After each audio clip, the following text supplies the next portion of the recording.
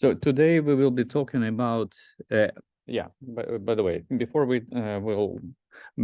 I will say what we will be talking about, maybe you can tell me, so what did we do last week? It was 1 week, yes. Yes, and what is it good for? That's one ontology web language, so for the web is. Not for the web.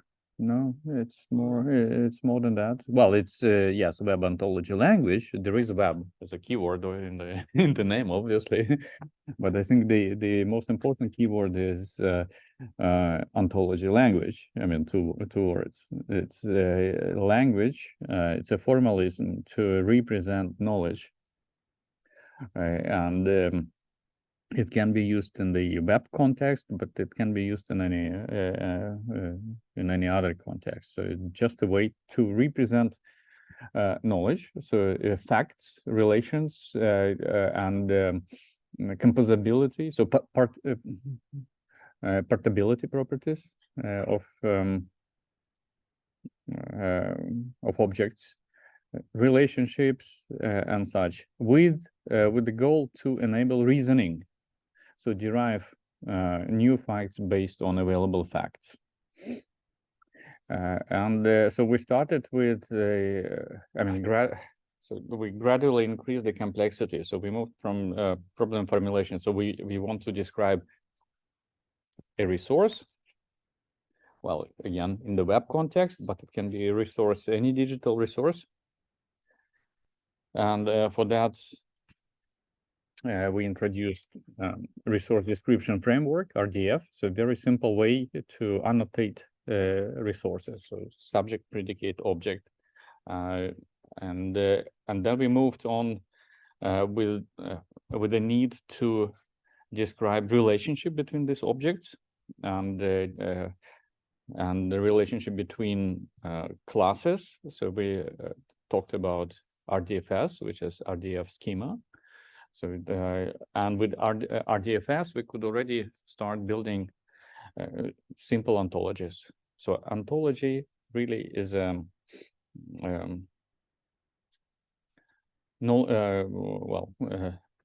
is a collection of knowledge. So it's a formal description of knowledge. And so from RDFS we moved to OL. So it's the next step in evolution for describing ontologies, and we need some extra complexity in the language because we want to be able to describe more complex relationships and to enable more complex reasoning, basically, again on very high level. So basically, with the last class, so we have enough tools to really describe the world, more or less. And again, so I want to stress the fact, so the web here, it comes really, as a kind of, as a technology, as a playground technology, so for which we can use it, but also as a kind of as a tool to host these descriptions and tool for enable interoperability between digital resources. So as simple as that. And in this very course, we use this web only for or mainly for hosting ontologies. So, and this is another keyword. So, so ontologies should be shared. So, I mean, you create ontologies to agree on terms between different actors to do this reasoning. And as such, so this description, so it needs to be shared and be retrievable. So that is the usage of the web in this context. Yes, and again, so now the starting point for this class. So we have a knowledge base, which is described in this manner using OL. And we want to do something with it. So we want to query it. So we want to retrieve facts. It's not yet about reasoning. So, but well, it's a kind of first step. So we want, so we know that there is a knowledge described in this formalism, and we want to interact with this knowledge basis. And ontologies are XML documents, so it's not that say like a relational databases like with strict structure. So it's a XML document. So but we want to interact with it. So and why do we want to do that? So well, the thing is very simple. So if you look at an example ontology like this, so it's a very complicated or complex document, so which is obviously not human readable. So we want to query it. And for that, so there is this tool, semantic query language, SPARQL.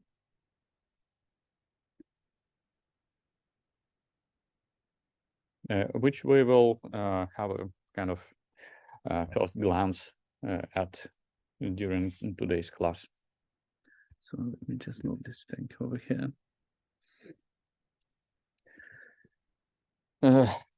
Yes. Yeah, that's what I have already said. So we will use SPARQL to create queries and collect data from ontologies, which are resided somewhere in the internet. So more information is here. Moreover, talking about resources. So again, here's the summary of the places where you can find technical information, and obviously Google. So it's all examples are easily available. So well, in a few slides from now, so we will do this kind of exercise. So I will give you a query, and the task will be to for you to find out. So what does it mean?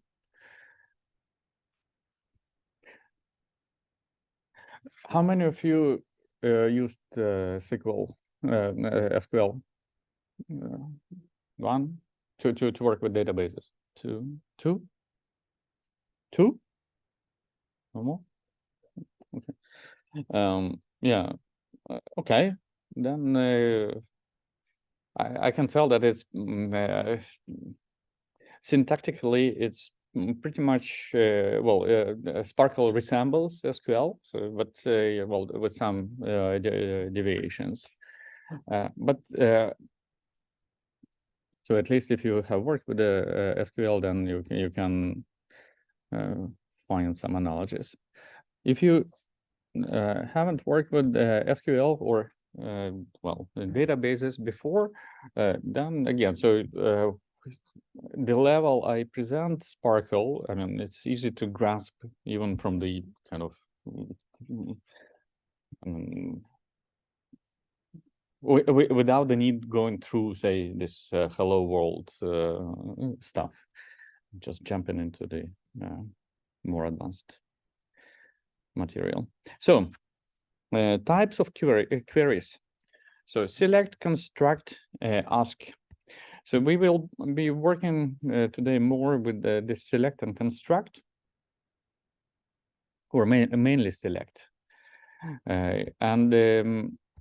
So basically select is a query that to one or several sources of ontologies, or several ontologies, to retrieve information contained in there according to satisfying certain conditions.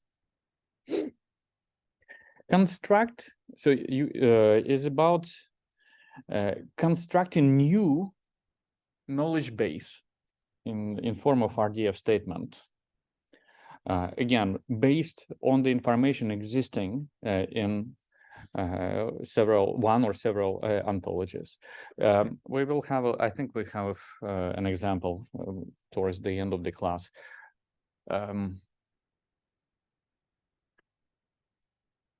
an idea with construct is that you have a very large ontology. For example, so DBpedia. So it's an ontological description of all facts that exist in Wikipedia. So, but now not in text, but really kind of as a semantic graph. And it's huge. But you want to get a copy of it according to your particular request. And you can and you want to structure your knowledge base according to, well, your own structure. And for this purpose, you would use construct statement. Yes. How is the Wikipedia used? We will see it. I will show you. So we will use it, and I think it's see, I personally think so. There can be different opinions about all or semantic web in general as a kind of whether it's viable technology or not. But even if you work with machine learning, AI, so this is one of the cool tools to get your own data. So DBpedia is existing.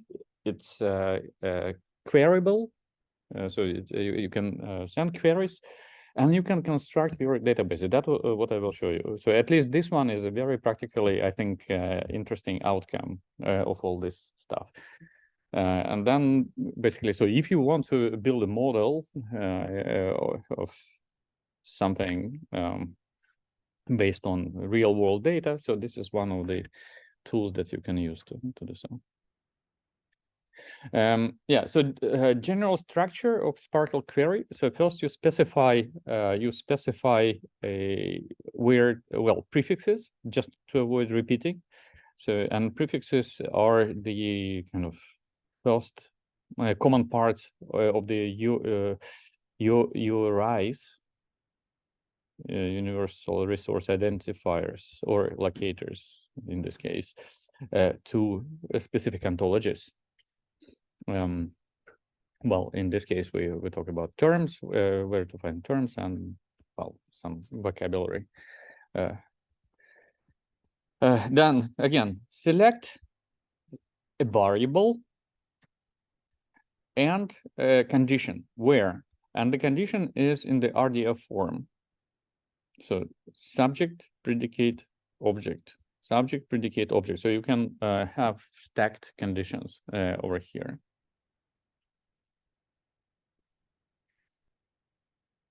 Maybe I mean it will be more or it will be clearer on the next slides when we start to work with concrete examples.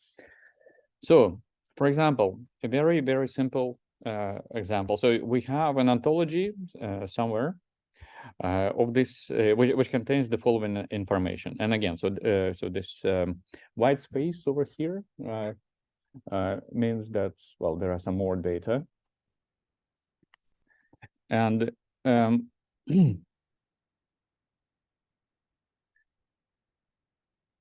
so please have a look. So study this data for a moment.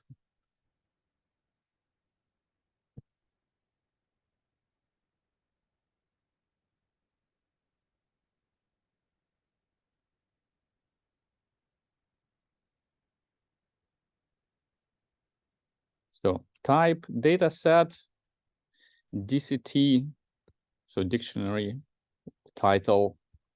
Title is this title. Yes. Would it be like object-oriented programming that you have an object with an attribute and a value? Not with this one. So the approach to construct ontologies is more of object-oriented properties, object-oriented programming.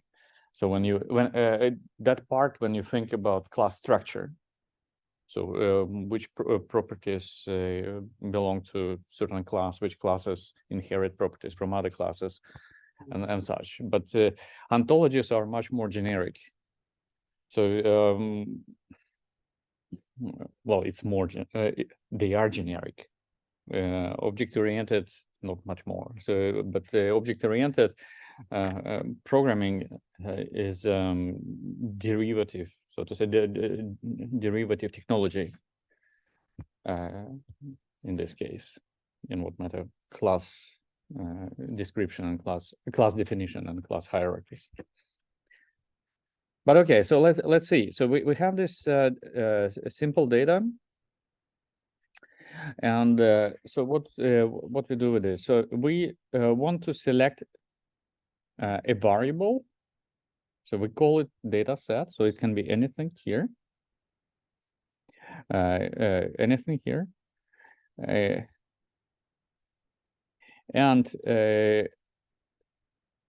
condition is that something. So again, so this is also a variable, but it means that, well, so this is RDF statement, subject, predicate, object. So find all entries with title data set and expose this variable over here. Expose this variable as to an output of the query.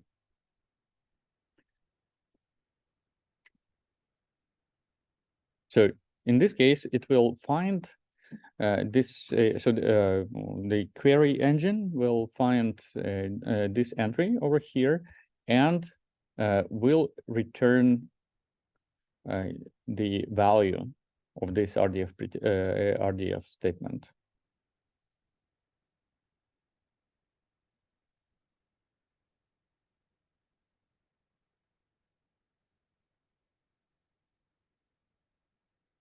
So let's see maybe a bit more complex example, again, on the same data set or same knowledge base. So now we want to output two values. So one, well, we call it data set, and another one is a publisher. So the condition for the query is, again, within the where statement, and it does say, so select everything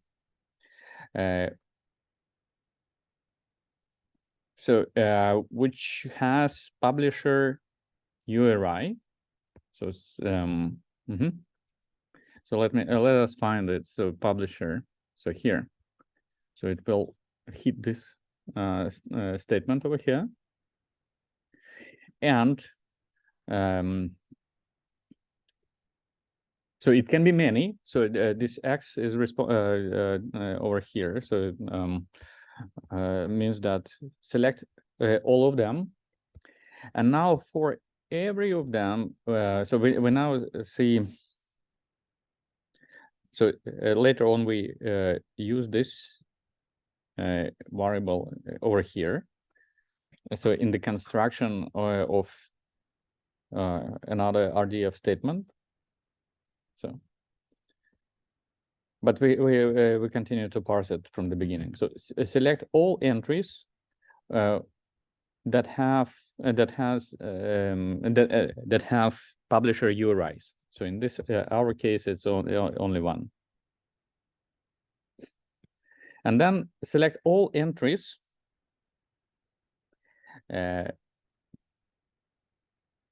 with the title or of this form. So entry, subject, title, and something in the title. So again, so this entry will be selected.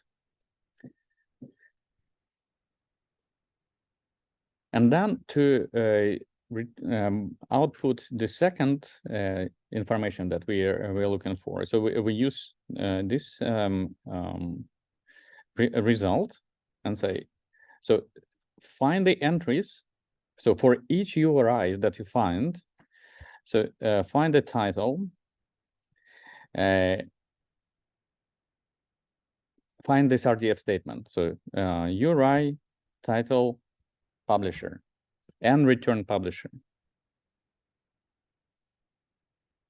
And as a result, so this query will return two two variables. So one is the data set and one is a publisher.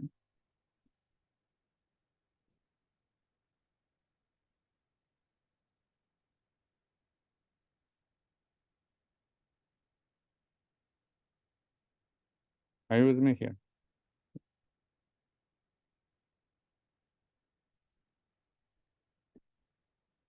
All right.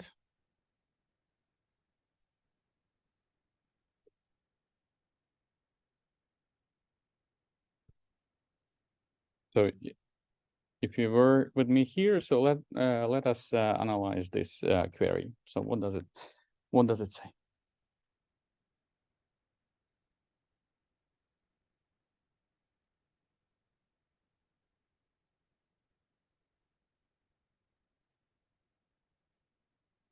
Well, here, even without doing Google or even without knowing, so switch on your kind of common sense and the knowledge that, so we are selecting something given a condition. So what does this query do? Huh? Yes.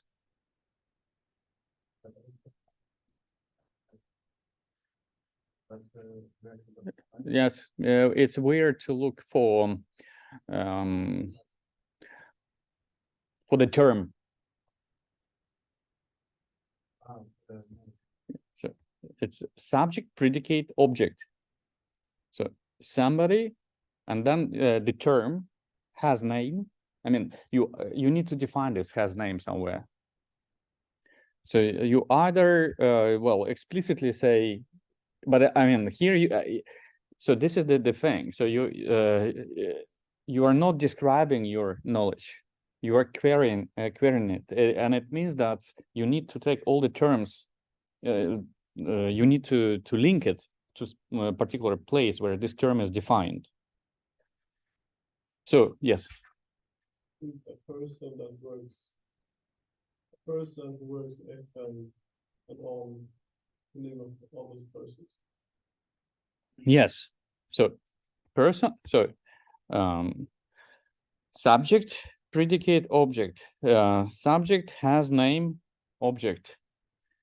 Some particular value. So and optional. Well, again, so this is kind of yes. And if the age information exists. Yes, if it exists, then output this as well. If it doesn't exist, no output. It will be just blank. So this optional is mainly so it's a keyword for the SPARQL engine to kind of to handle they call it binding. So these names they abound. So whatever you search for, so and what you output, so you call this binding. So without this optional, it means that so if the entry is not it doesn't have this age, so it will be ignored completely. So you cannot simply bind it, but optional means that sometimes you have this information, sometimes you don't. So now, so this query requires some Googling. So 5 minutes, I think it's enough to parse it. So have a look. Googling, so maybe, I mean, as a hint, starting point, so Google for this weird stuff. WDT P31. So tell me, so what does this query do?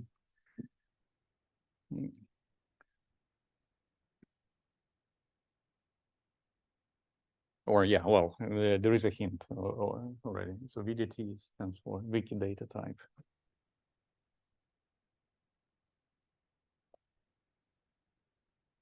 that will give you some extra information.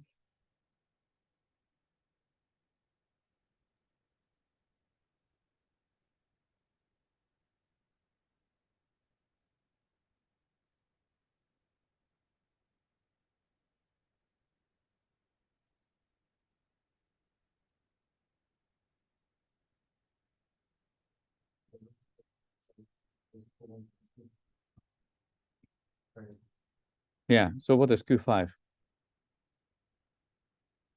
No, tell me exactly. You need to find it on the web. So I mean, it's not something that you remember.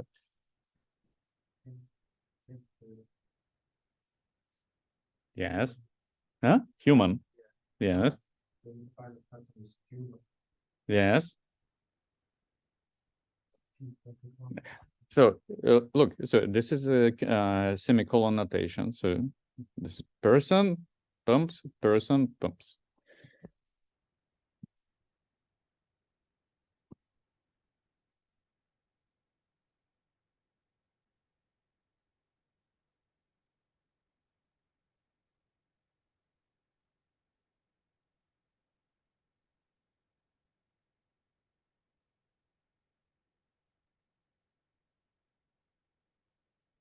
So you also Google for filter, Google for service.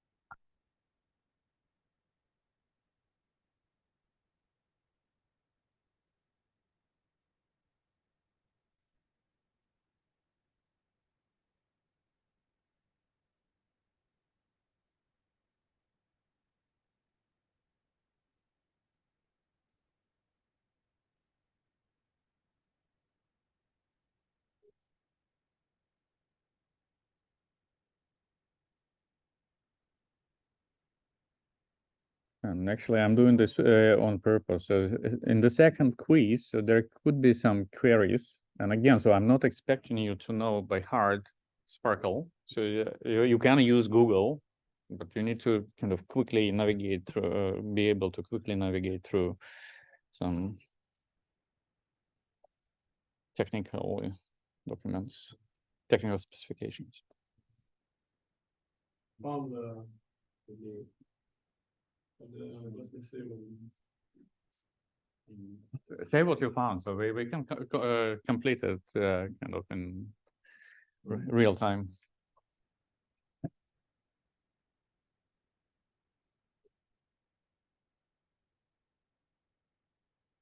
Could be some sort of person. Huh? Person. This person is your variable, so this is something that you define. So it can be anything like X here.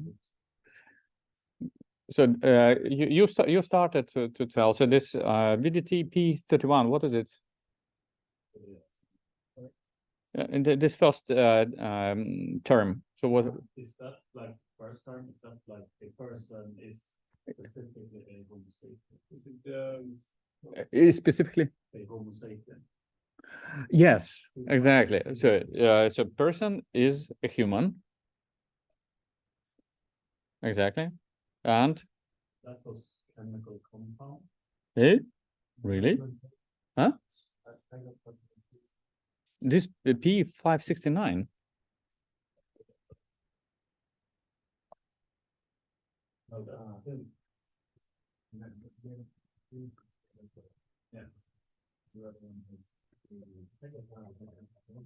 P539 VK data.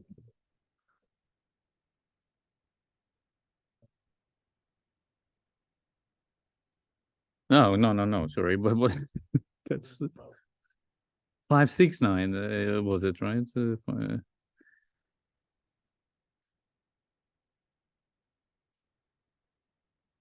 69. Date of birth.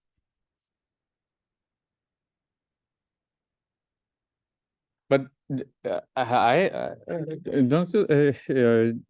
you think that it's kind of I mean, this is cool because I mean, we have a definition for terms, like global definition. That is one of the things about sharing the ontologies. So and again, so the terms are many, so you can so instead of kind of creating these acronyms like the DOB, or I mean, that could be very lengthy and kind of so Wikidata came along the way of encoding them. So and then there is a register with all the codes, and so what do they mean? And basically, so this is the decoding of it, right? That's kind of interesting. So next, so basically, select a human, and human has a birthday. So and it means that somewhere in the Wikipedia, so there are other species with this information, date of birthday. So we are interested in humankind's date of birthday, and later on, so we say, so now from all the entries that you find, so filter those where date of birth within certain limits, and so this is the format to specify time, basically. Next interesting thing, service. So what does service mean?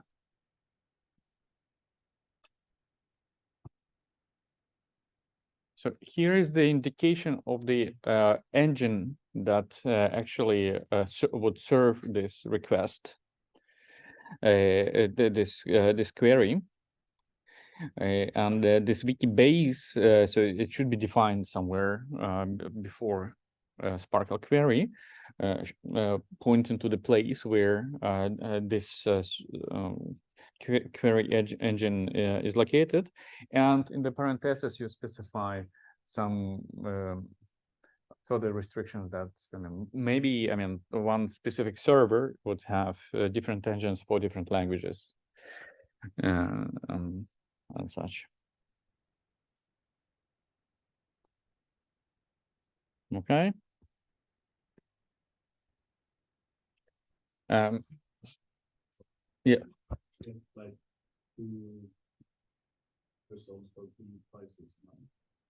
If I search for it on Wikipedia, I get both the date of birth, but also like the compound. Yeah, let me see. So it's just in the search for Wikipedia. Well, Just type in prices. here. Now you caught me. I never saw it. This one. Let me see.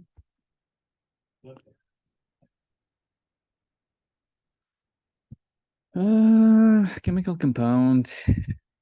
Interesting. I don't know.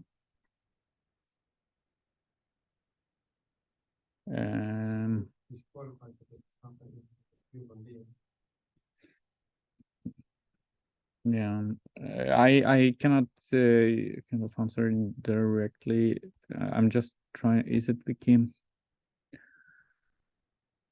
item?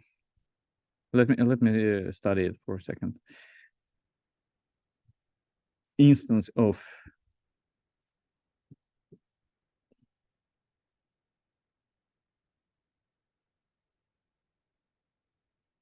Is it Wikidata or is it data or data?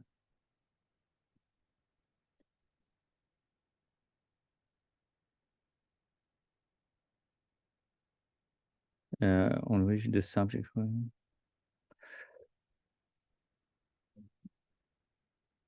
Good question. I probably I don't know. I need to look at it deeper.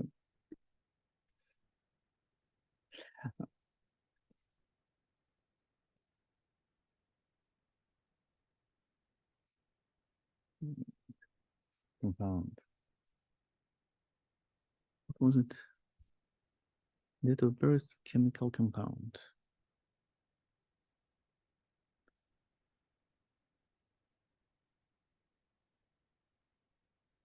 No, I'm not ready to answer this question. Oh, okay. Yes. I think it's because D0034E-2023 is the actual physical name for the chemical, so it's not, it doesn't refer to the fact. The database is just the name for it. Just for the physical. Yeah. Yeah. So it's probably not the type. I think the thing you can see in the parentheses after, like Q. Yes. But this equivalent to the database file. Yes. Oh. No, that's definitely a wrong way for Googling. Yeah, but I think yes, that's right, correct explanation. Yes.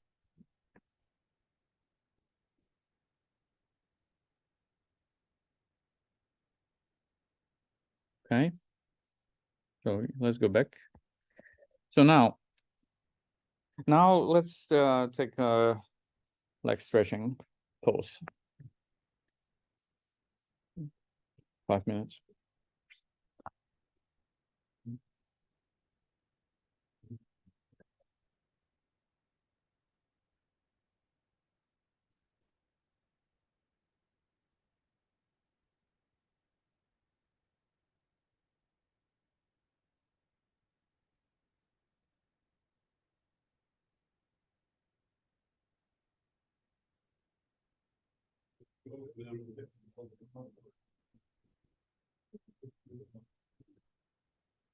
And I will shift the deadline in the meantime.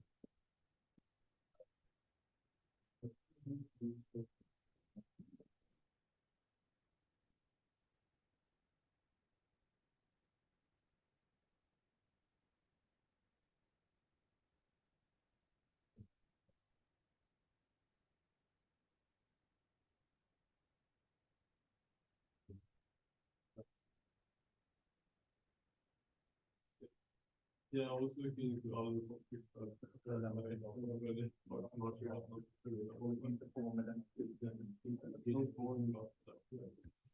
how is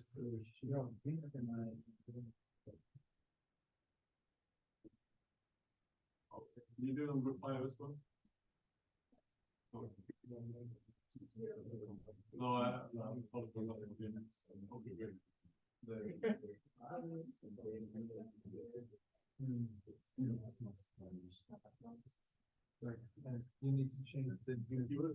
Yeah. I'm saying that, so the due date will be, as I said,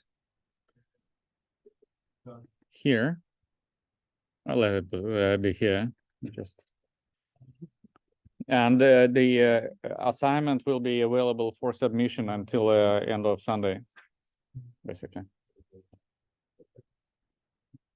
This is mainly for, again, on statistics of how many people are still working and submitting, but I mean, it won't affect the grade somehow. So the deadline for lab 1, so due date is end of Thursday. The assignment is available for submission until end of Sunday. So after that, so no more extension. The weekend is the peer review. No, not the weekend. On the week. So during the week. So you will be assigned. That's a good. No, but I mean, if you. No. I want to avoid. No. Okay, since I'm kind of ruining my own logistics, so so the review. So there is no deadline for the review, right? Yes, that's what I'm saying. So I'm thinking not to put it on your weekend. So now, how to make it? So what you say, the due date for the So basically, for the peer review, you need to this assignment be visible. So I need to extend the visibility of the assignment.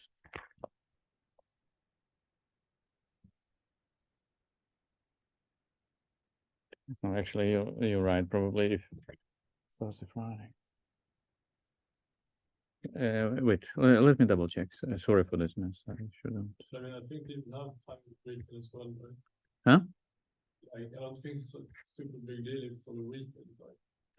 Yeah, but peer reviews automatically assign. Peer reviews appear anonymously.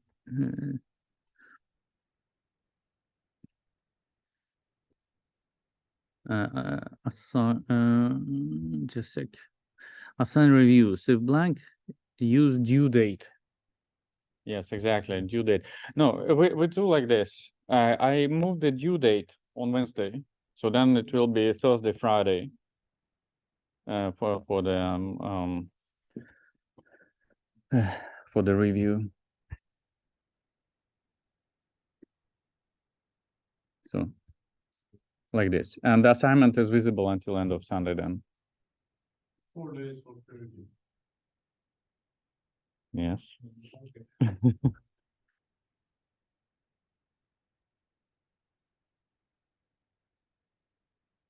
So okay, problem solved. All right, so shall we move on? So now I want to introduce you a couple of more tools to practically work with queries. So two of them are to create customized queries to whatever ontologies existing on the internet. So with the available identify URL. So let me open all of them. Let's see.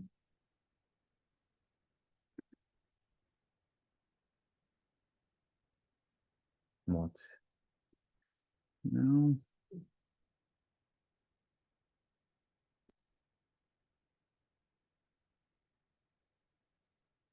No. Just two. Alt T. Next one is this one. They pretty much equivalent. And the point with so these two, this one and this one, as I mentioned, so they are pretty much equivalent. Sometimes for some, I mean, one of the agents may fail resolving the query while the other one can do, or I mean, you can at least have a so to say double opinion on your query. Next, and the third one is this DBpedia. So they have their own motor, which we will be using.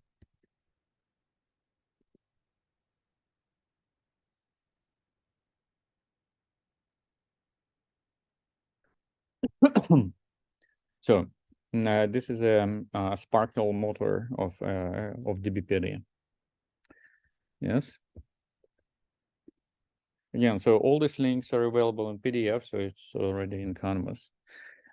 Now, I have my own customized ontologies, which I keep on this server, which I started before the class. If we just again examine it, there is not much to examine. I think it's this one. Oh no, that's one.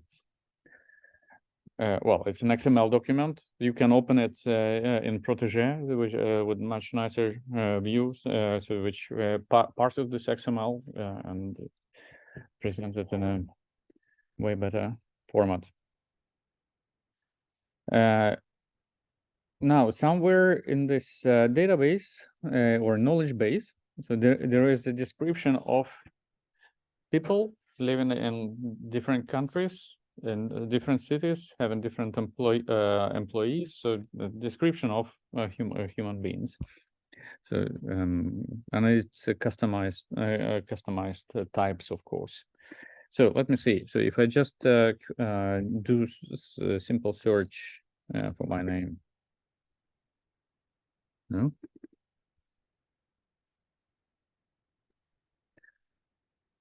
No. Oh, of course, I'm not working in Ericsson.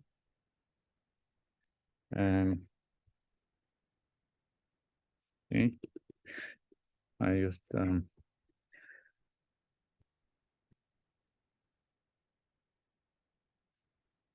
yes. I use somebody else as a prototype for this. So a friend of mine who actually works at Ericsson. So somewhere here. So let me see if I can zoom in a little bit. So you. So we have an individual. So we have definition of types and general categories, and then we have definition of individuals. So basically the instances of this type. So we have definition of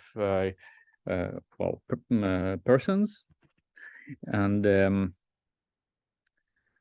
then we have definition of the employers. So Ericsson.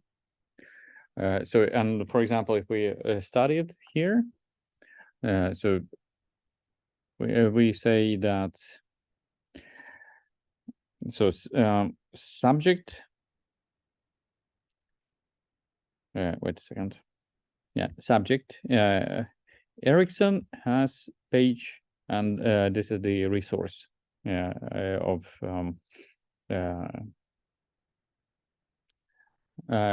yeah, it's a type is web page of, and then the resource. So it has URI, so it's kind of several RDF statements in one.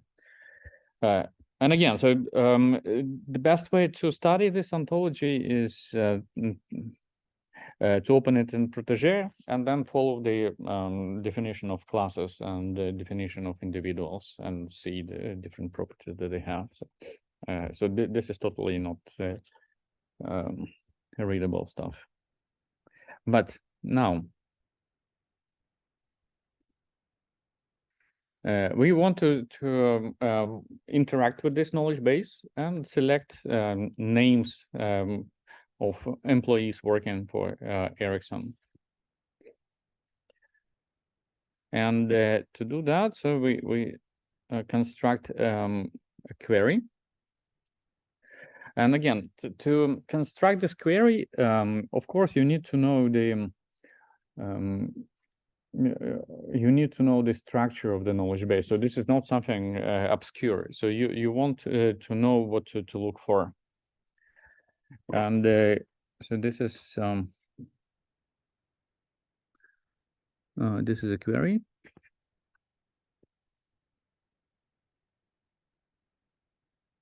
And we now try it in one of the motors, in this one. Let's try it in this one.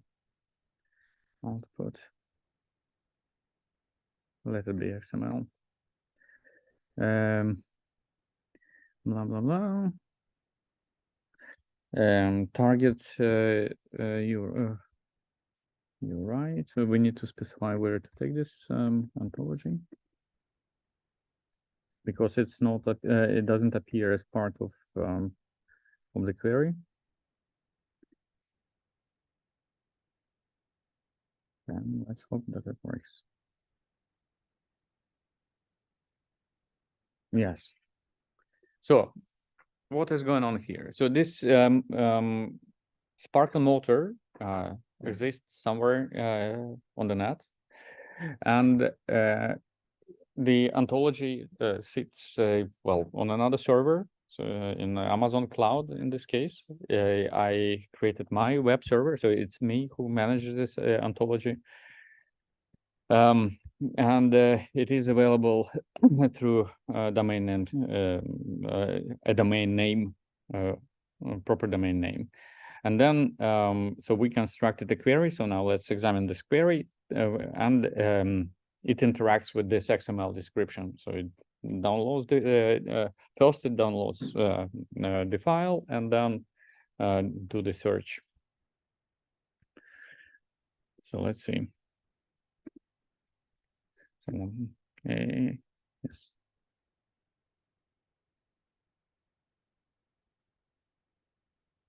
So let me make it bigger. So we have quite some number of prefixes here. So well, for some RDF names. So this is the ontology prefix. And the prefix to dbpedia. So dbpedia is needed to interact with the, or get an information about employer. So what do we have here? So we need to, I mean, this is the output format: name, family name, and the interval of employment, begin and end. So now we need to bind it to the variables from the query. So meeting these conditions. So we start with selecting an employee. So select all people who has type employee. So in that ontology. Then, so for all these entries, so select and for the select, yes. How do we define X? You don't define, so this is a variable, so it's like any, so it can be any literal here. So you can say question mark person. Okay. It's about, yes. So with question mark X, do you like analogous to just the star in this Select star like all. Yeah, I think it's pretty much similar. So then, so basically, out of this record, so we take this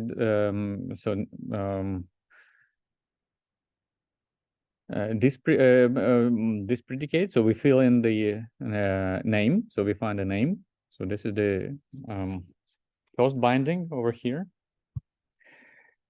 Then family name, same thing. And then so basically, you know that a record with of type employee, it has a job record. So again, how do you know that? Well, you have this description, you have a format. So I mean, it's not that you work with something totally unknown. So it's specified. And so you take this record, and now you work with the record. So say fields, so to say, and for the way you specify. So there could be people who are employee with valid records, but they obviously can work for different employers. But we now need to select those who has the specific employer. So that is our condition. And so we say, so it's, so notice here that we don't just provide URL to web page of Ericsson. So we say, find the, so the definition of Ericsson is in this, in the dbpedia. And so part of the record, we have the validity, begins and ends times for the employment. And then at the end we order by name alphabetically. You won't work with very complex queries again. So if you would ever need to work with SPARQL again, I find that mainly, I mean, the primary usage on our level is to interact with DBpedia, which I think is a really great source of data. Then you can read more. But again, so the syntax you can easily grasp by quickly reading the documentation and Googling. Yeah, so then you can, what you can also do, you can represent this, the output in different formats. So let me see.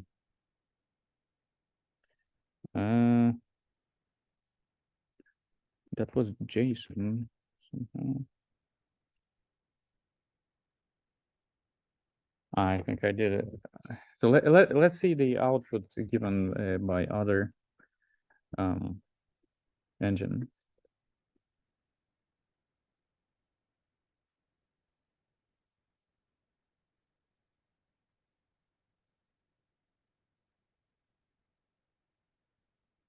XML.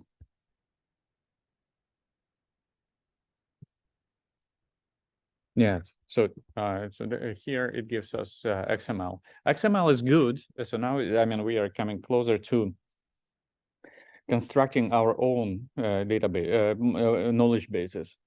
So it returns like valid XML description for the for just data that you queried.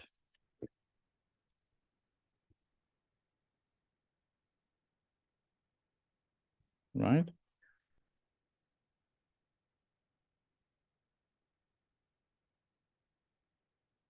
Well, this is not something really easy to do. I find it personally a little bit complicated, I would say. So even if you have a kind of a template in a given ontology. So I didn't start working with this with the description of this person from scratch. So I had examples and I worked with Protégé. And yet I found it, I mean, it didn't work kind of smoothly for the first time.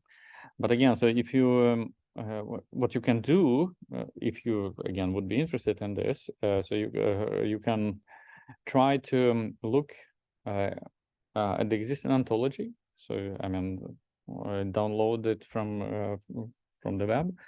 And based on that example, you can create a totally new entry which doesn't exist here, like you working for some other company, and then you again while doing that you will see at least appreciate the complexity of constructing a consistent knowledge base. I'm thinking actually including it as part of Lab 2 next year. So not this year, I'm not requiring it. But again, so it's interesting experience. All right. What else? What else? Let me see if I want to continue with this one.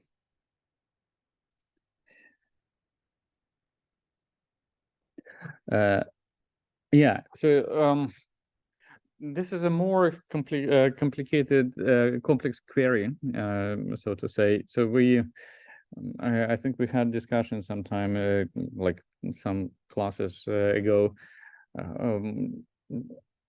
So there is a difference compared to working with databases. So databases are highly structured information. So here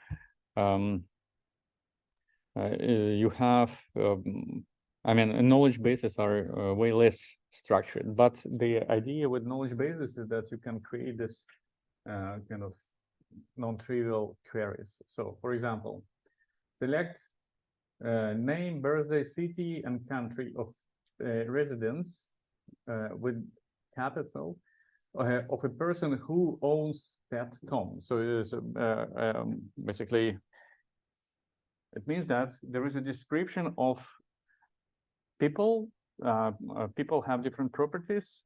One of the properties is having a pet, and indication of I mean the individual different individuals of pets are possible, and then there are descriptions of countries with their capitals and such. So they have their own kind of branch of properties. So let us have a look. And this one, so when I again shouldn't work smoothly in the beginning. So clear query. And so we have tutorial.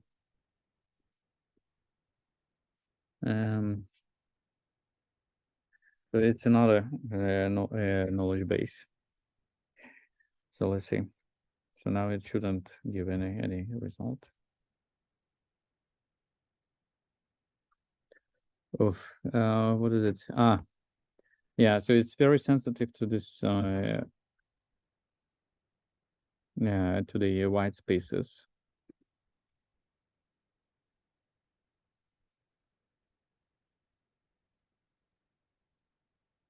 So all RDF statements should terminate with period. So that's important. Now, okay. Everything is all right syntactically, but it returned an empty result. And again, so well, I know why it returned empty result. Well, this happens when simply it cannot find this information. And if you study this again, the ontology.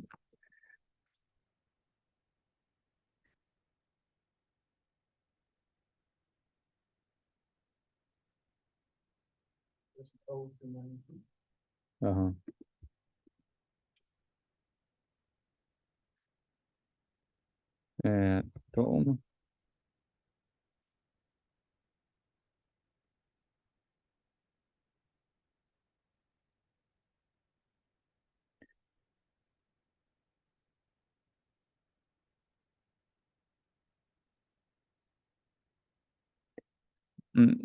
Let me see. Basically, the record for the Tom exists, but it doesn't exist as a pet of somebody. So that's what you would discover studying it. But if you, again, so this is a made up ontology, so Jerry. So let's see if this one works. So Jerry's should be registered with somebody. Yes, so we have somebody here. And just to have it in a table format.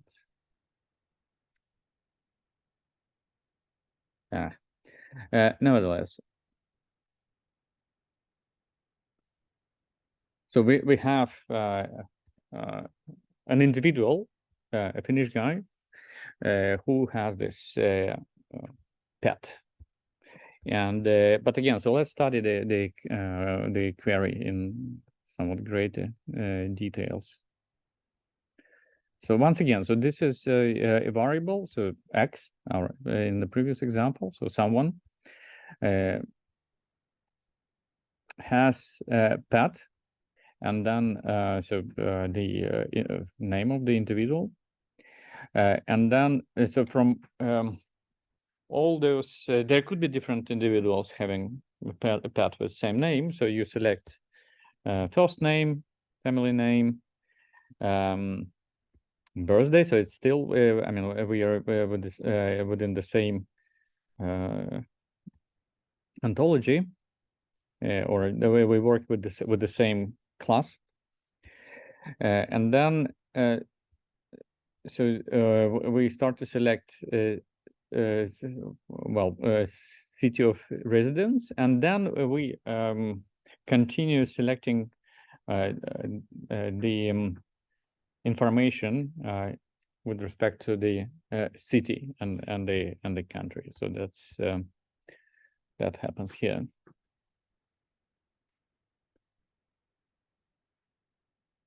And well, in this very case, so all this information is described locally in the ontology. But let's go to some and see some more maybe complex examples.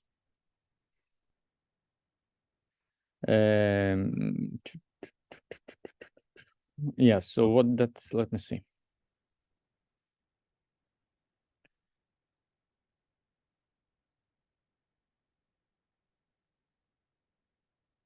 Again, so while working with this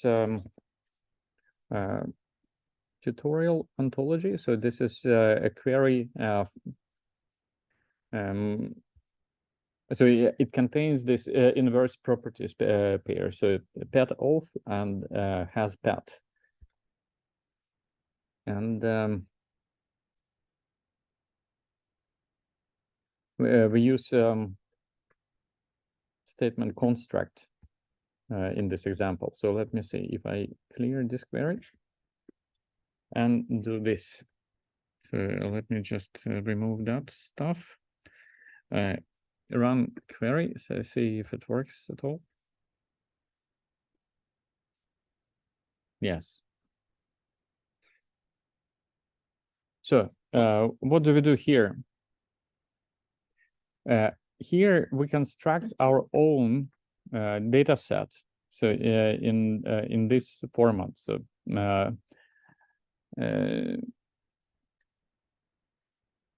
so this data is not existing. So I mean, take it as a kind of manual inference. So, but I mean, this information is not present in the subject predicate object form. So some pet is a pet of and owner. So we have owner, we have people who owns pets, but we don't have the otherwise. But we, when we constructed ontology, we described this property has pet having being an inverse of is pet of, and that's what we do here. So the condition is that so we in this ontology we find everybody who has pet and whatever pet they have, and we output for the output we construct RDF queries. So where we bind pet and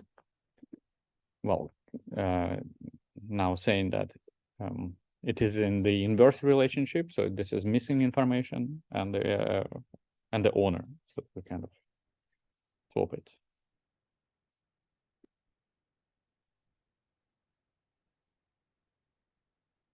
Next.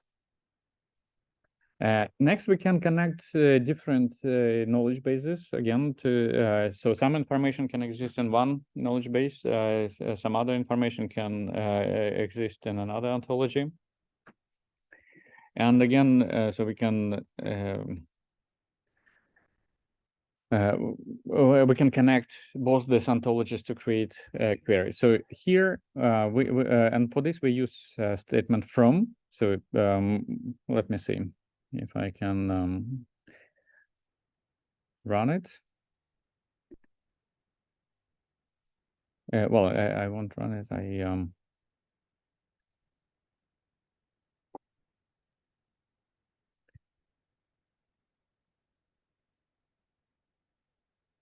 So what do we have here? We have two ontologies, and so the prefixes to two ontologies, and we specify which information to take from. So again, so I will not go through all these examples, through this example, through the conditions, but I think they are pretty much similar to the simple queries we considered previously. The only thing is that we are taking definitions from different data knowledge bases.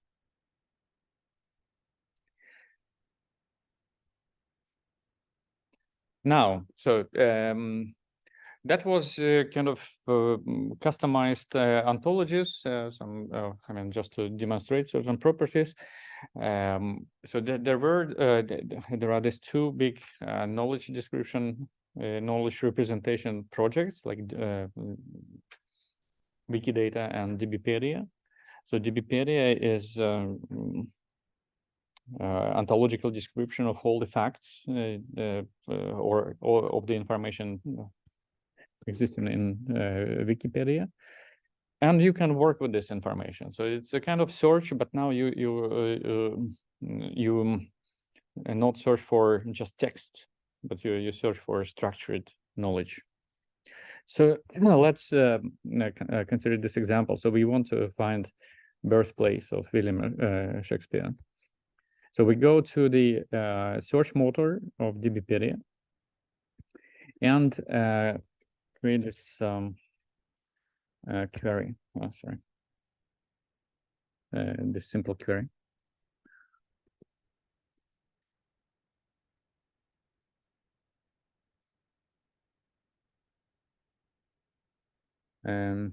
Yeah. Over here.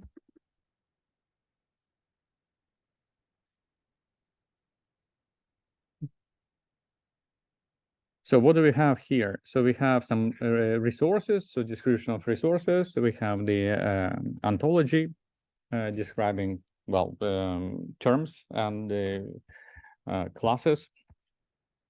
And here is our query. So let's see if it's, I didn't copy everything correctly, I guess. Oh yeah, so I need to just one curly bracket. So let's see, execute query. Yeah, here it goes. So very simple query. Yeah, so let's go back. So we select a place, and a place we take. So the query itself is so that our resource. So we know that this resource exists. So we just query the specific information from that entry. So and this is the type. So subject, predicate, object. Again, simple. Let's do some more sophisticated query and see what you can do. I mean, do with it later on the next class. So what is it? Yes. Okay. First, let us study what does this query do.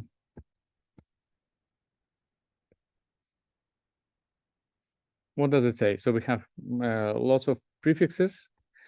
So where we get all names, so the time or data formats, RDFS schema terms.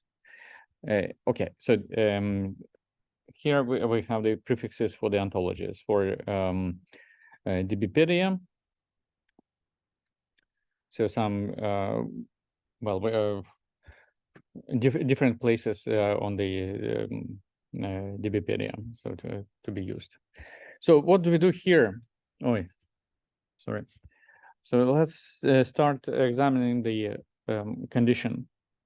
So we have, so we want to select. Well, first of all, in this query, we will create knowledge in certain format. So we will come to that. And so we will create it out of the records that exist in DBpedia. And so for that, we will select everybody of type person. And this everybody has height. Sorry, height.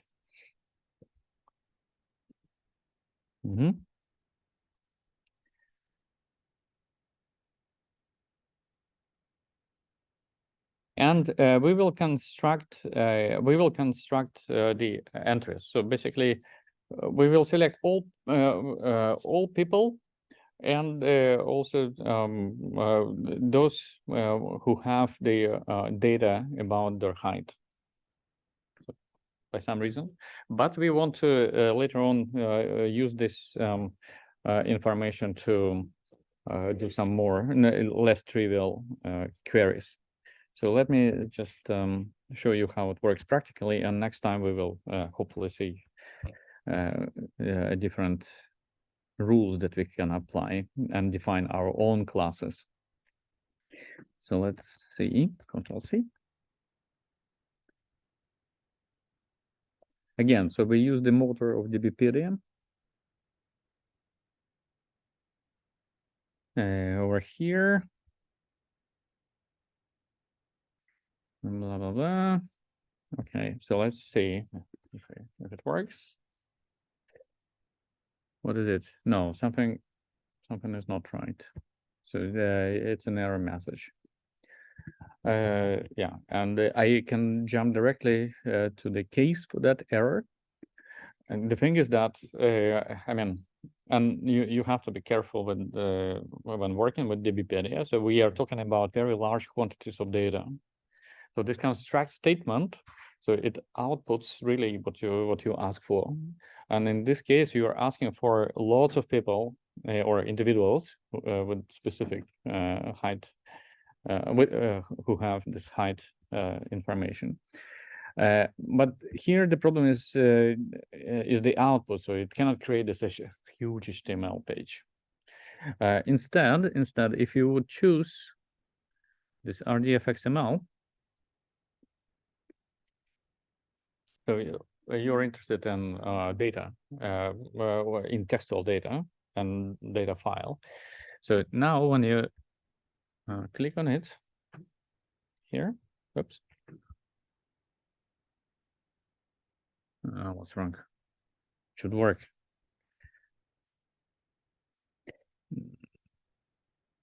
Reset. It did work for me before. If it doesn't, yeah, I will show you next one. So let's see.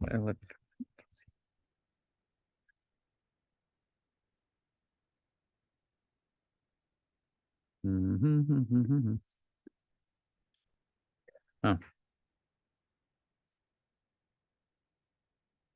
So, if that was the case, let me see. No. Last attempt. And let's see what's going on.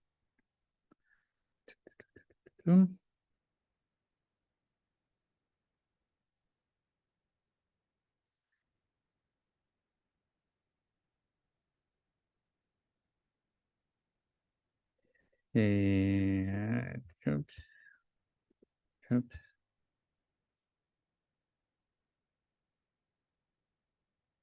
And this one, where are we missing this? Did we miss this dot? So let's see. No. On this little bit embarrassing note, we stop. I will debug it for the next time. But as a result, you should see a file being downloaded to your computer with this structure. Maybe let me just turn from RDF. No, it should be RDF XML. Mm.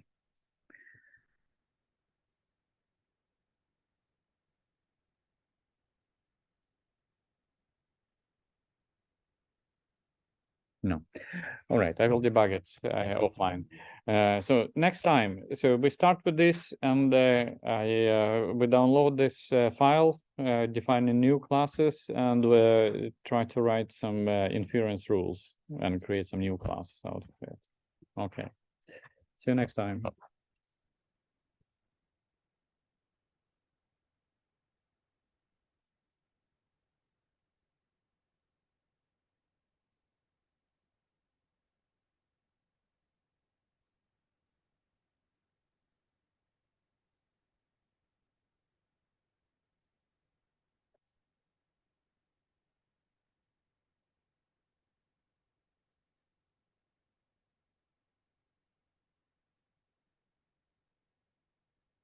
Ja.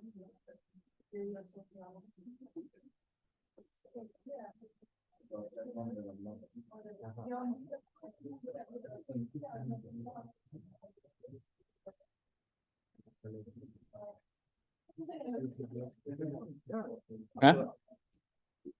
det är någon del av labben som liksom som inte funkar. Ja. För just nu så det enda problemet jag har är att min agent fattar inte att det bara finns en OnePlus.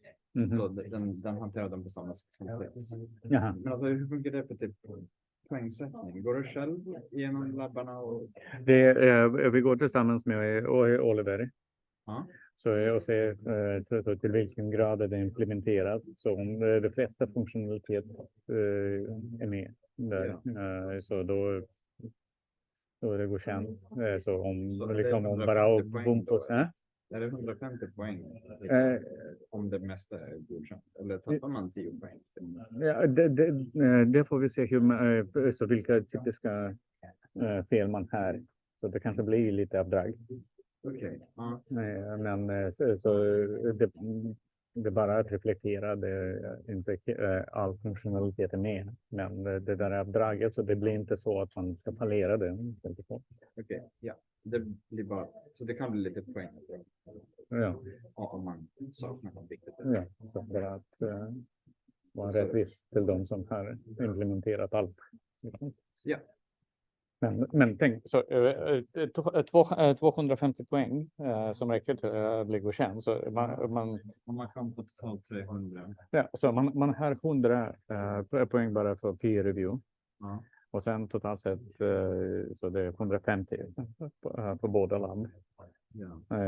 Så att bli godkänd. Så lapp 2 genererar 50 poäng, men det är skitenkelt. Så det innebär att man kan få avdrag upp till 50 så, och bli godkänd ändå. Ja. Men jag är inte... Oj, jag ska sluta spela in. En sån här partial som